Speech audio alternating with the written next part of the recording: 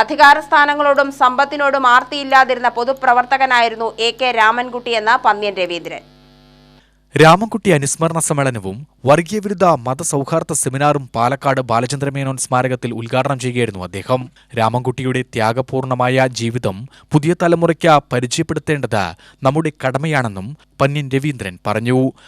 1948 Indian രാഷ്ട്രീയ ഭൂപടത്തിൽ ഒരു കമ്മ്യൂണിസ്റ്റുകാരൻ ആദ്യത്തെ പഞ്ചായത്ത് പ്രസിഡന്റായി തെരഞ്ഞെടുക്കപ്പെട്ട തെരക്കൽ panchayat Soviet communist party മുഖപത്രമായ Pravatha അന്ന് എഴുതി. ഇന്ത്യയിൽ ചുവപ്പിന്റെ ചലനങ്ങൾ തുടങ്ങി 1948. ആ 48 ശേഷമാണ് നമ്മൾ മലബാർ ഡിസ്ട്രിക്റ്റ് കൊണ്ട് വരുന്നത്. മലബാർ ഡിസ്ട്രിക്റ്റ് കൊണ്ട് നിങ്ങൾക്ക് അറിയാൻ മേലാണ്.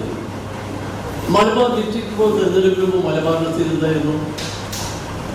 നമുക്ക് നടന്നു പോകാൻ വഴിയുണ്ടോ? നമുക്ക് തോട് കടന്നു പോകാൻ ഒരു തെങ്ങിന്റെ ഭാഗം മുറിച്ചിട്ട് തോട് കടന്നു പോകണം. റോഡുണ്ടോ? പാലമുണ്ടോ? സ്കൂളുകളുണ്ടോ? എന്തെങ്കിലും സംവിധാനമുണ്ടോ? മനുഷ്യൻ ദുരിതത്തിലും ദുരിതത്തിലേക്ക് പോകും. മിക്കവാറും ആള് മരിക്കുന്നതിന് കുഞ്ഞമ്മയുടെ മരിച്ചു. എന്താ ആട്ടുപോയി എന്ന് പറഞ്ഞാൽ ചികിത്സിക്കാൻ ഏർപ്പാടൊന്നുമില്ല.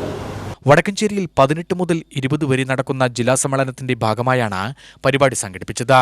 CPI സംസ്ഥാന എക്സിക്യൂട്ടീവ് അംഗം വി ചാമുണ്ണി അധ്യക്ഷനായി. മുൻമന്ത്രി VC കബീർ, CPI ജില്ലാ secretary KP Suresh Raj, Vijayan Kunissery, K Velu, KC Jayapalan, VR Rajesh, Murali K Tharekkad എന്നിവർ പ്രസംഗിച്ചു.